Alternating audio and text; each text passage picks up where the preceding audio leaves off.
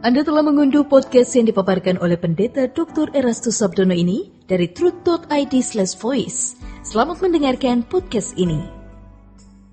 Shalom, kebenaran pada hari ini, Senin 23 Mei 2022, dengan tema melibatkan seluruh hidup. Bapak Ibu Saudara yang dikasihi Tuhan, orang Kristen yang hanya mengatakan Yesus Tuhan dan Juru Selamat, hidupnya tidak berbeda dengan orang yang beragama lain, bahkan bisa lebih rusak. Tetapi kalau kita melibatkan seluruh hidup kita terkait dengan statusnya sebagai Tuhan dan Juru Selamat, maka kita tidak punya lagi ruangan untuk yang lain. Namun banyak orang tidak melibatkan seluruh hidupnya terkait dengan pengakuan itu.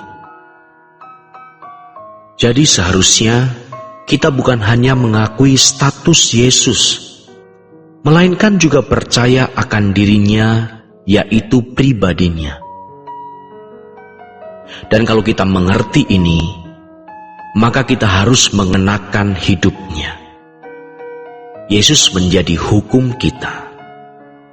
Kita mau kembali kepada Injil yang sejati. Ini mengerikan bagi kuasa kegelapan, sebab akan dilahirkan quote-unquote Kristus, yaitu orang-orang yang berkata, hidupku bukan aku lagi, tapi Kristus.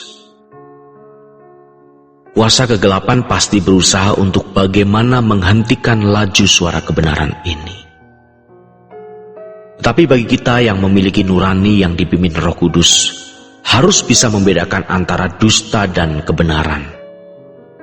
Kita harus menjadi misionaris Tuhan. Kita harus membuktikan keberadaannya dalam hidup kita. Saudaraku yang kekasih, Tuhan berkata, berjuanglah masuk jalan sempit. Jika demikian, mengapa kita bisa menganggap ini hal yang mudah? Dalam Injil Yohanes pasal 6 ayat 27-29, Tuhan berkata agar kita bekerja, bukan untuk makanan yang akan dapat binasa, tetapi untuk makanan yang tidak dapat binasa, yang bertahan sampai kepada hidup yang kekal. Lalu murid-murid bertanya, apakah yang harus kami perbuat untuk memperoleh makanan yang tidak dapat binasa itu? Tuhan Yesus berkata, inilah pekerjaan yang dikehendaki Allah, yaitu hendaklah kamu percaya kepada Dia yang telah diutus Allah.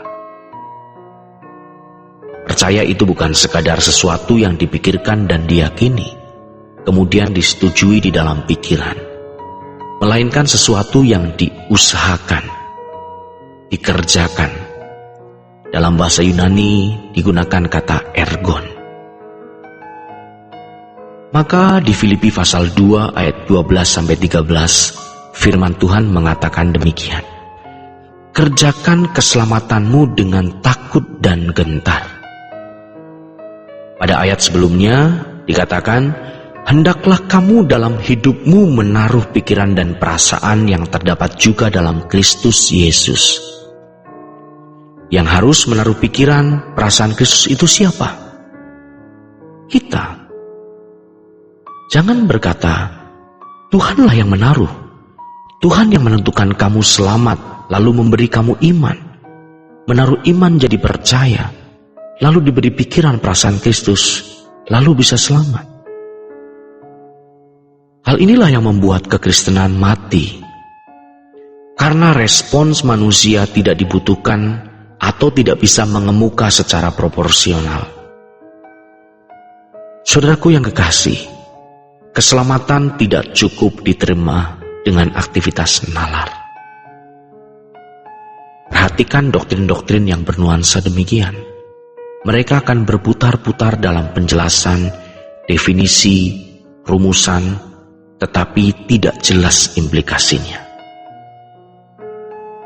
Orang-orang yang menekankan benda atau uang pasti menekankan perkara-perkara duniawi. Karena percaya yang dimiliki semua dinalarkan, sehingga tidak melibatkan seluruh hidup. Jadi, orang bisa dikatakan percaya kepada Yesus apabila melibatkan seluruh hidupnya. Semua kita sebenarnya dalam perlombaan.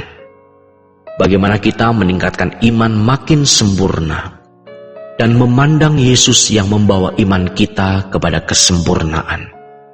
Artinya yang akan mengajari kita bagaimana taat kepada Bapa seperti Dia taat. Percaya itu tindakan. Percaya itu menyerahkan diri kepada objek yang dipercaya. Dan untuk proses perlombaan ini berlangsung dengan baik, dosa dan beban harus ditanggalkan.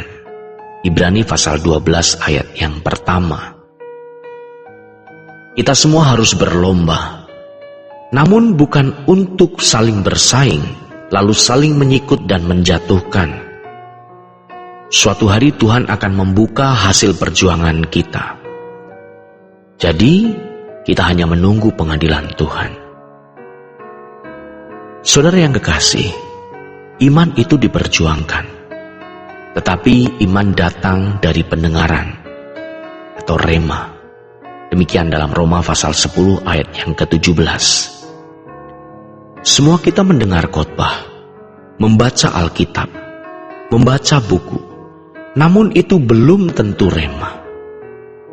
Rema adalah suara yang Roh Kudus sampaikan kepada kita. Roh Kudus akan menuntun orang percaya kepada seluruh kebenaran. Maka pasti Roh Kudus berkarya. Tidak mungkin Dia diam. Firman Tuhan berkata, manusia hidup bukan hanya dari roti, melainkan juga dari setiap rema. Tentu itu artinya kita harus baca Alkitab, mendengar khotbah, membaca buku-buku rohani yang baik. Tetapi semua itu hanya seperti bahan mentah. Untuk bisa menjadi bahan matang, Roh Kudus harus berbicara secara pribadi. Ini akan sesuai dengan konteks pergumulan hidup yang kita alami dan kebutuhan kita. Maka Allah bekerja dalam segala hal. Dan Allah membutuhkan peristiwa, kejadian untuk mengubah kita. Jadi saudaraku yang kekasih, kita harus mendengar suara Tuhan setiap hari melalui apapun. Dan peristiwa-peristiwa hidup itu sangat signifikan mengubah kita. Allah bekerja dalam segala hal mendatangkan kebaikan. Kalau dalam bahasa kita ada kata Allah turut. Kata turut itu tidak ada dalam teks aslinya. Allah yang mendesain dan mengizinkan kejadian, supaya melalui kejadian tersebut, Dia bisa berbicara. Maka kita mendengar khotbah.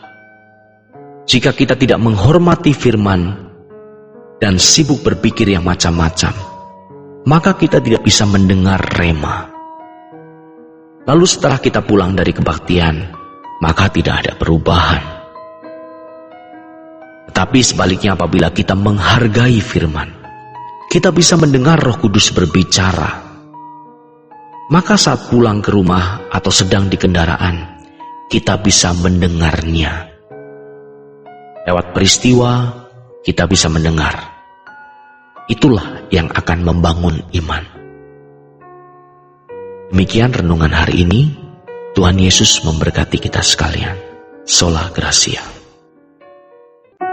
Untuk berlangganan renungan harian dalam bentuk cetak, silakan hubungi Truth Literatur di nomor telepon 0878 7870 7000. Untuk mendapatkan CD khotbah, MP3 renungan Truth, dan CD album lagu produksi Sola Gracia, Anda dapat menghubungi di hari dan jam kerja di nomor telepon 021 638 60953. Tuhan Yesus memberkati. Sola Gracia.